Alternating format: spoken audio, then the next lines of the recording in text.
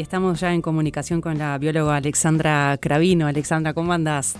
Buenas tardes, ¿cómo están? Bien, bien. Bueno, bienvenida a Viva la Tarde. Te convocamos para tener como punto de partida ese video que se hizo viral en estas últimas horas Sí, de ese carpincho en una moto muerto en Ruta 9, ¿no? Lo que se supone que son las sí. inmediaciones de San Carlos.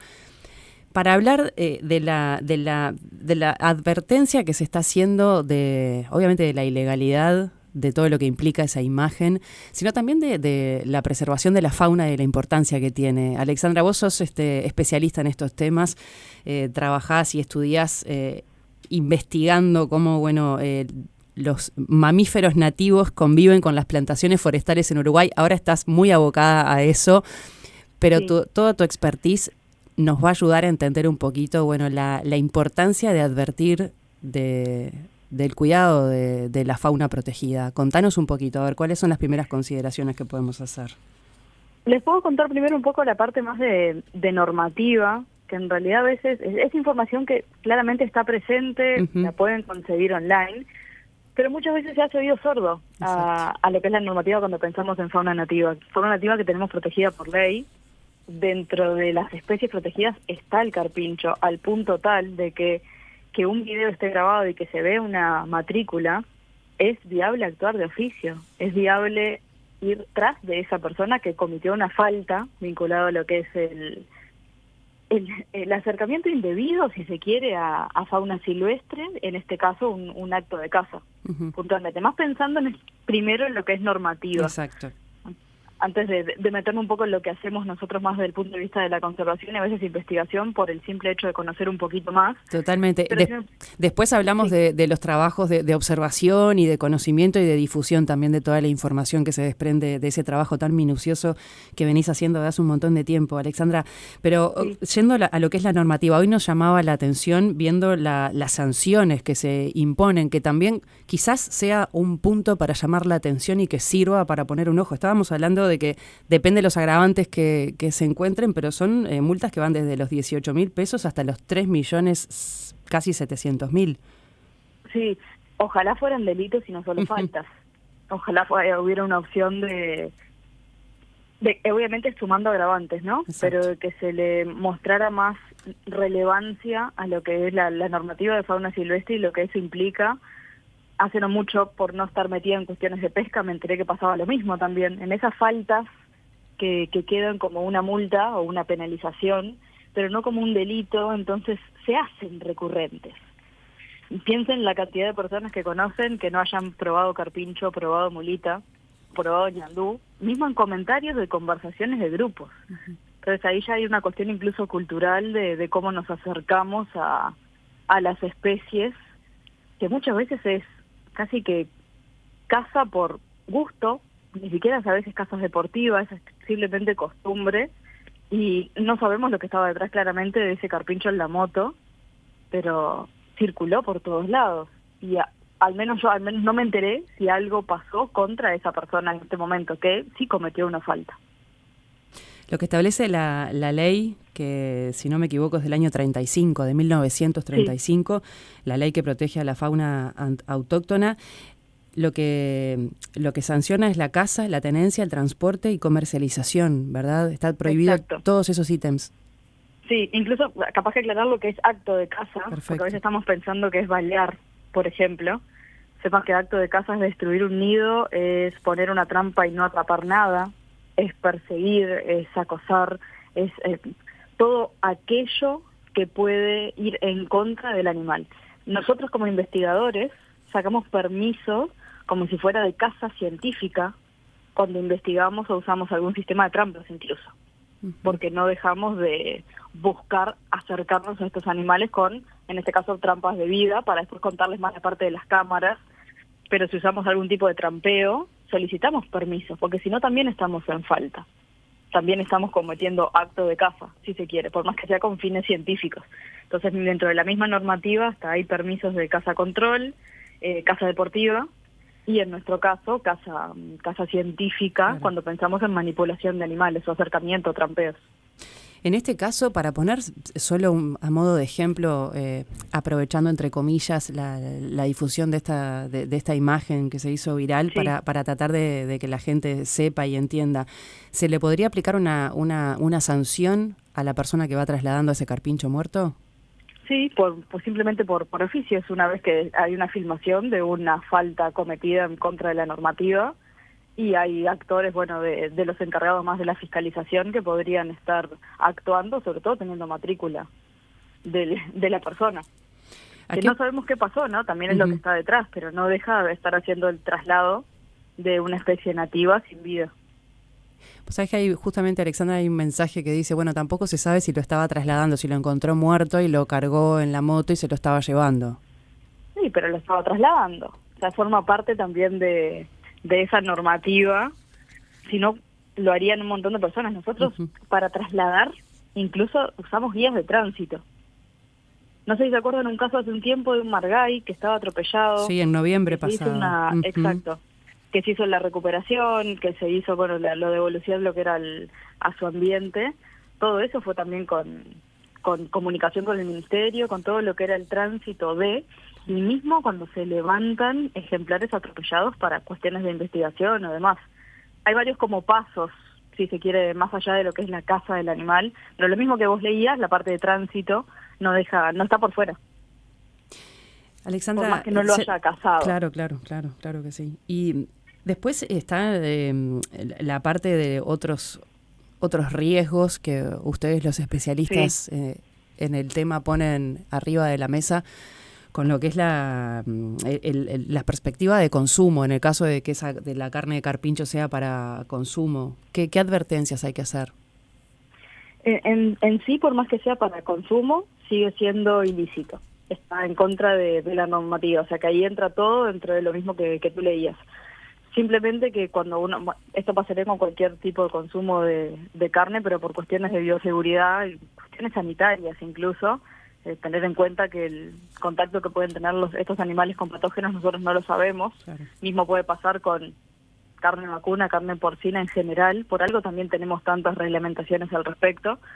Cuando se trata del bushmeat, que se dice, o carne silvestre, todas las mismas cuestiones de bioseguridad entran en juego, sobre todo por transmisión de patógenos, contactos, cercanía, que más allá de todos estos conflictos no deja de ser una falta de que no deberías estar consumiendo esa especie de fauna nativa.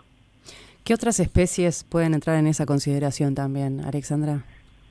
Para poder advertir la mulita, sobre esto. Se me ocurre como una más de capaz que amplio reconocimiento. Quizás ñandú puede estar también en el podio de los que son acercamientos, digamos, de humanos para consumo o caza por costumbre. Y después se me ocurre, bueno, ciervo axis como un ejemplo puntual, una especie exótica invasora, pero que se tiene que solicitar un permiso para lo que es la caza deportiva de la especie, lo mismo con caza control. Opuesto al jabalí, que también creo que es de amplia caza y conocimiento de consumo, en ese caso la especie es de libre caza, también exótica invasora. O sea que tenemos como varias categorías distintas para especies. No quita las cuestiones estas de bioseguridad y sobre todo cuestiones de consumo. Totalmente. Y si volvemos un poquito al carpincho, también está el rol que tiene en el ecosistema, ¿no? Que eso es otro de los puntos. Contanos un poquito cuál es la importancia. Estamos hablando como el carpincho como especie, el roedor más grande del mundo, una especie que es tanto dependiente como del agua como de la tierra, una especie que intenten visualizar un carpincho visto de perfil y van a poder ver cómo está orejas, ojos, narinas, casi que todo alineado en una horizontal, adaptado a lo que es la vida anfibia, mitad tierra, mitad agua, estar en el agua casi completamente sumergido, sistemas súper complejos hasta de comportamiento, tienen guarderías, tienen hembras que están amamantando, que ofician casi que de niñeras y se encargan de lo que son las crías de los grupos familiares que están cerca. Tienen vigías, tienen la hembra dominante, el macho dominante, juegan, son una especie que de por sí tiene sus características, pero además son nuestra especie más distribuida que hace uso de humedales, bosques ribereños como gran herbívoro. que no deja de ser importante, están cadenas tróficas que podemos estar o no informados, pero que las crías sean alimento incluso para otras especies nativas. Tal cual, y cómo intervenir en eso, en ese equilibrio, termina afectando otras cosas que en una primera vista no lo tenemos tan presentes, ¿no? Es como, justo hace no mucho estuvimos trabajando con cuestiones de bioseguridad, patógenos, enfermedades, especies nativas, especies silvestres en general, si pensamos en las exóticas dentro, de que cómo no siempre vemos lo que implica la biodiversidad para nosotros. Incluso uno de los conceptos que intentamos contar es que nuestra biodiversidad no es más que una especie de escudo, que no siempre vemos, que suele ser bastante invisible, pero que cuanto mejor esté la biodiversidad, mejor vamos a estar todos nosotros. Quizás hay menos patógenos circulando, los bosques van a estar en mejores condiciones, los pastizales van a estar en mejores condiciones. Entonces no siempre vemos ese reflejo de ojalá nuestra fauna nativa esté bien y que eso de alguna manera nos juegue a favor de lo lindo que es verlas, si pensamos en lo que es ir al interior del país y cruzarnos con un carpincho en una laguna, o de esa parte más paisajística, ¿no? Pero también de lo que ellos están cumpliendo y de cómo, más allá de que no lo vemos, cada uno tiene pequeños roles, desde especies más chiquititas que también estudiamos con cámaras, a las más grandes, como para intentar entender ese puzzle, digamos, que forman todas las especies. Las especies protegidas, ¿podemos repasar cuáles son, Alexandra, ya que usamos como excusa esto que pasó con ese carpincho muerto y trasladado en moto para poder hablar y para que todos lo tengan presente? Porque hay varios oyentes que me están mencionando los jabalíes, que son plaga y que se reproducen un montón. Sí, bueno, jabalí es de libre caza, es exótica invasora. Se está estudiando un montón también con esos proyectos que tenemos en facultad para la parte más de densidades, dónde están presentes, qué conflictos generan y qué pasa con la parte de enfermedades. Lo mismo con el ciervo axis, que le decía que es de caza regulada, pero después todas las especies nativas, todas, y ahí piensen en aves también, piensen en anfibios, reptiles, están protegidas. Hay muy poquitas que tienen cuestiones de caza libre, o si se quiere sin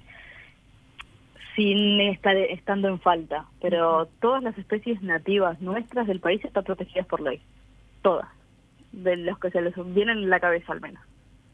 Protegidas por ley, ¿qué implica? El intervenir en lo que es caza, atraparlos, todo eso, tiene las faltas que estábamos repasando.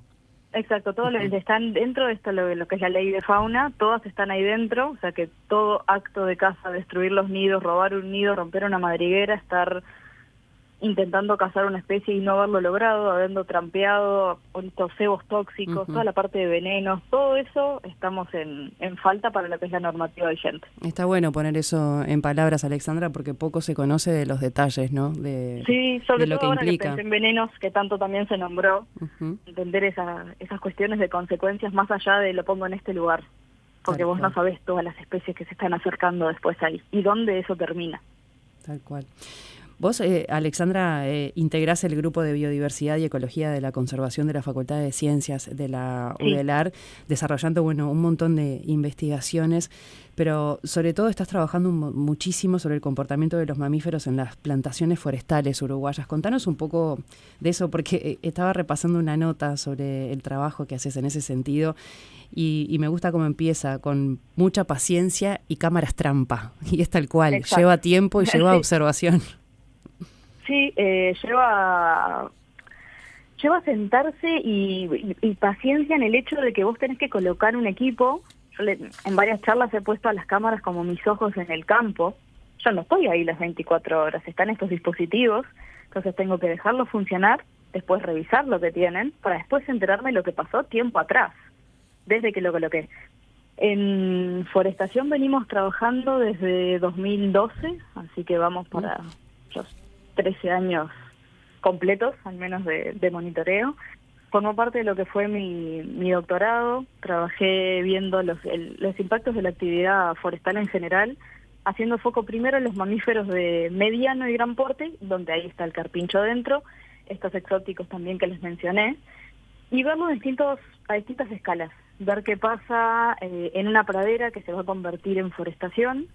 Cuando está la forestación, ver qué pasa donde está la plantación propiamente dicha, y en todos los cortafuegos y caminería que queda dentro, en una pequeña escala, y después ver qué pasa en un todo, que pasa en todos los ecosistemas que están presentes cuando hay una matriz forestal involucrada. Y creo que todos nos vamos a hacer esta idea, que cuando pensamos en forestación, vemos árboles re grandes y tú una plantación adulta. No solemos verlo como un ciclo, solemos ver como si mismo si pedís dibujarme una plantación, todos te van a dibujar árboles. Sí, no te van a dibujar los plantines chiquititos, no, seguro. Jamás. O no te van a dibujar algo que viene creciendo, claro, si se quiere. Entonces, de alguna manera, lo que intentamos es que se vea la forestación como algo completo. Como desde que se planta, desde que va creciendo, desde que continúa en crecimiento hasta que está en adulto y después va a ser cosechado. Eso nos parecía como lo más importante y lo que hicimos fue poner en cada sitio cámaras trampa. Entonces pudimos ver qué pasaba cuando se plantaba, cuando seguía creciendo, hasta la etapa de la cosecha, donde teníamos que sacar las cámaras porque nos quedábamos sin árboles para atarlas. Claro. Pero un poco teníamos ese pantallazo que a veces queda ausente, no por ignorar que es un ciclo, sino porque estamos acostumbrados a ver la forestación como un conjunto de árboles grandes. ¿Y allí qué especies van sorprendiendo por lo pronto en estos 13 años de investigación? Te cuento primero de las grandes y después te comento de una chiquitita puntualmente que también hicimos con cámaras. Sí, que tienen un libro, que hasta tiene un libro, sí, ¿verdad? Sí, eso mismo, sí. De lo que son mamíferos medianos y grandes, la sorpresa es que estuvieron presentes en esos paisajes. Un montón. Quizás las mismas especies que tenemos en áreas protegidas, pero están presentes en los remanentes nativos sobre todo. Uh-huh. Entonces lo que resaltamos más allá de especies puntuales es lo importante que el ecosistema nativo también esté y que la forestación sea sostenible con el mismo y que todo esté conectado para que estas especies puedan estar en movimiento.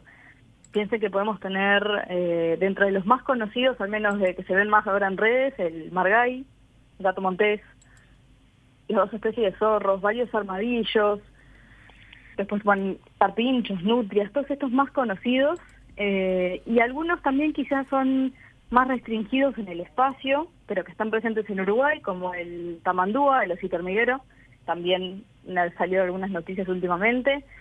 La paca, un roedor más pequeño que el carpincho, con manchitas blancas, uh-huh, que aparece en el litoral noreste del país. Especies que están conviviendo con actividades productivas, entonces más que destacar una especie puntual es destacar que un combo de especies está presente y que al menos las cámaras nos están permitiendo dar recomendaciones para que sigan estando. Claro, para cuidar esa relación, ¿no? Esa interacción que tienen todo el tiempo. Ese equilibrio, uh-huh, que de alguna manera sea sostenible. Todo eso con cámaras trampa, Alexandra, ¿verdad? Con todo esa observación tan minuciosa.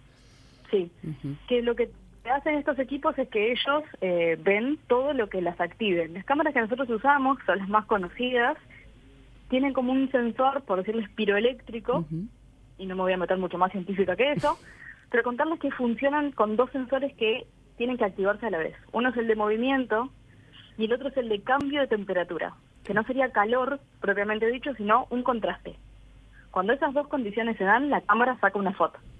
Sigue el determinado tamañito corporal de la especie que pasa por delante, permite que la cámara gatille, ya sea en foto o en video, como uno la programe, y en eso empezamos a ver un montón de datos de lo que son especies exóticas invasoras que disparó mi postdoctorado, que terminó el año pasado, que fue pensando en qué estaba pasando con el axis, esta especie que vemos como Bambi, uh-huh, creo que es una especie traída hace casi 100 años por Anchorena desde Europa junto con el jabalí hacia lo que es hoy la estancia presidencial, y a partir de ahí va por todo el país, y quisimos indagar qué estaba pasando a nivel de enfermedades, a nivel de vínculo con el ecosistema, daños, si se quiere pensar, con el ecosistema, y cómo podía estar compitiendo con especies nativas.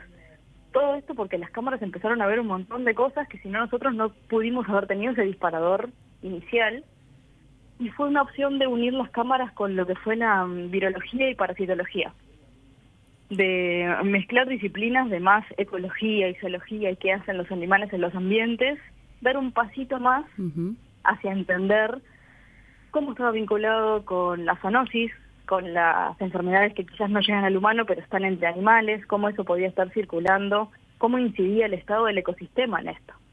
Como un ecosistema sano, y por eso se los resaltaba antes como un escudo, era una barrera muy importante ante lo que era la transmisión de patógenos. Totalmente.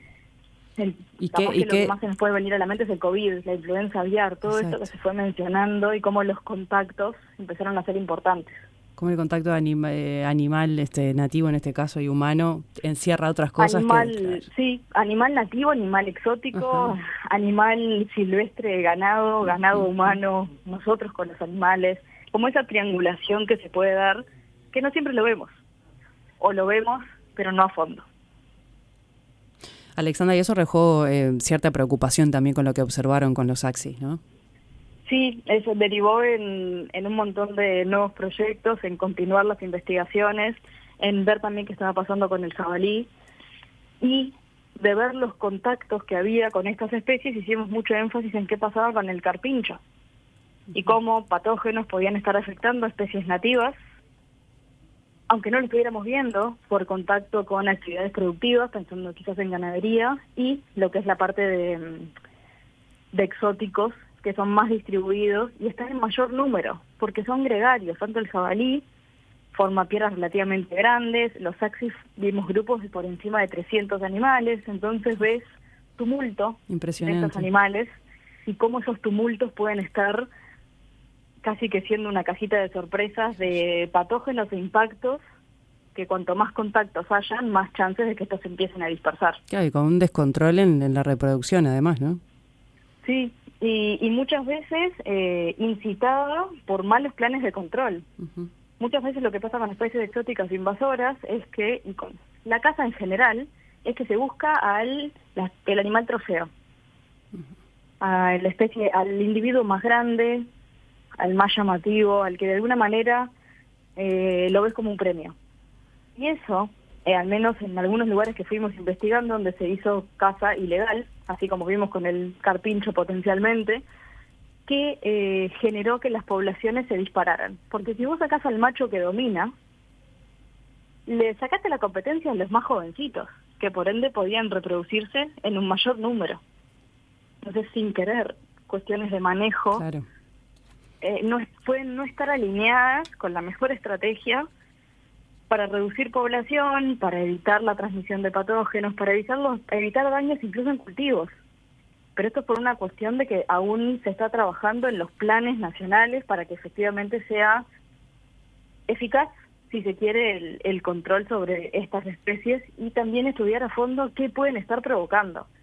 Por un lado, les conté de la forestación como actividad productiva, pero debido en todo eso siguen estando las invasiones biológicas, que trabajo con animales, pero piensen plantas, piensen el ligustro, que si ahora en enero van y ven como coliflores blancos por los bosques de Uruguay, es una planta exótica invasora en flor que viene conquistando un montón también.